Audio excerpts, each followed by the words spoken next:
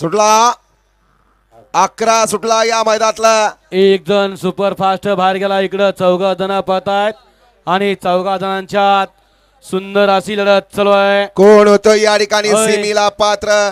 सुंदर अशी तिघात लढत चालू आहे.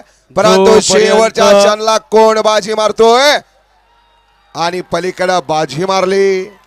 जोपर्यंत हे बैलगाडी शर्यत क्षेत्र तोपर्यंत कधी न संपणार नाव स्वर्गीय पंढनाथ जगन फडके विगर पनवेल.